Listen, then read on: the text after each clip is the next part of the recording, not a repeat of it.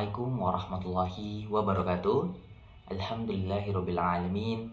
Assalatu wassalamu ala asrofil anbiya'i wal mursalin Sayyidina Muhammadin wa ala alihi wa sahbihi ajmain, amma ba'du.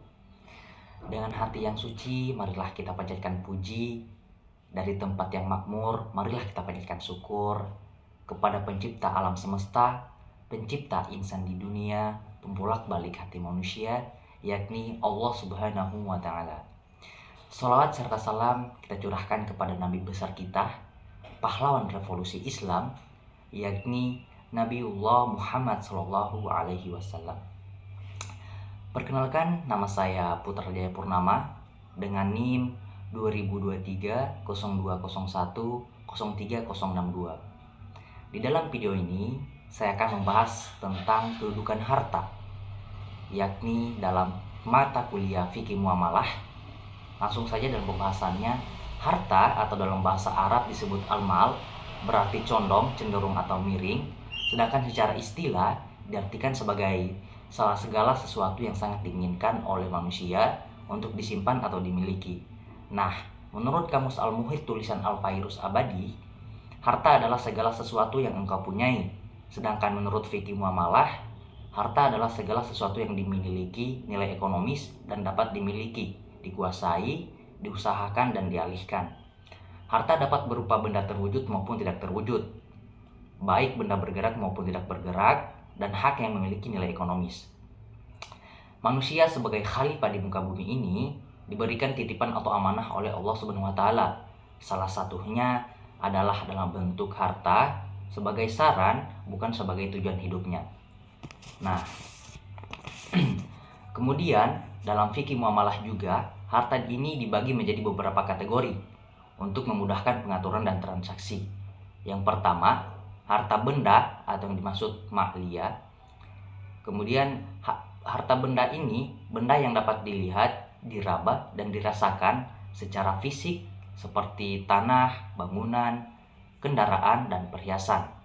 Kemudian harta mutakawin, harta yang dapat dinilai, yaitu harta yang diakui secara hukum dan dapat diperdagangkan atau diwariskan, seperti uang, barang dagangan, dan properti.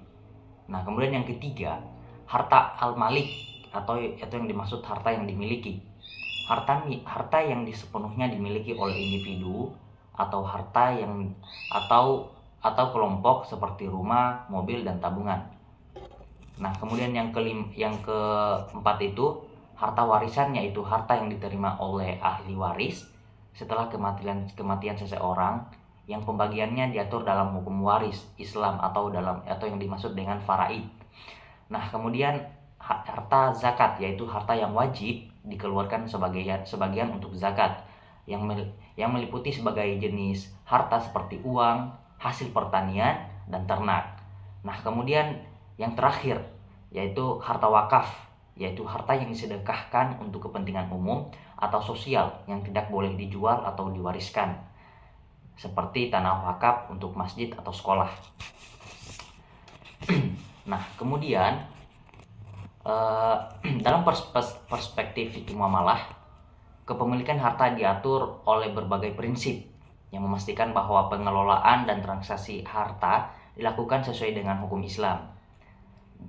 Kemudian ada prinsip pertama, yaitu prinsip kepemilikan yang sah. Kepemilikan harta dalam harus diperoleh melalui cara yang sah menurut syariah, seperti jual beli yang halal, warisan yang sah, atau hadiah yang diterima. Nah, kemudian prinsip kedua yaitu prinsip amanah. Harta dianggap sebagai amanah dari Allah. Pemilik harta bertanggung jawab untuk mengelola, menggunakan, dan mendistribusikan harta tersebut sesuai dengan prinsip syariah dan kepentingan umum. Ini termasuk kewajiban untuk membayar zakat dan menghindari pemborosan. Nah, kemudian prinsip ketiga yaitu prinsip keadilan dan kesetaraan. Keadilan berarti pengelolaan dan distribusi harta harus dilakukan dengan adil. Ini mencakup pembagian harta warisan sesuai dengan hukum faraid, menghindari eksploitasi dalam transaksi bisnis, dan memastikan tidak ada pihak yang dirugikan.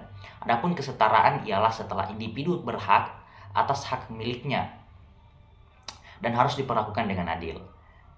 Dalam transaksi dan perjanjian, prinsip ini melindungi hak-hak pemilik harta serta hak-hak orang lain yang terlibat dalam transaksi. Demikian itu saja pemaparan materi saya tentang kedudukan harta, dan mohon maaf bila ada salah kata. Saya akhiri, billahi bisabilil haq fastabiqul khairat. Wassalamualaikum warahmatullahi wabarakatuh.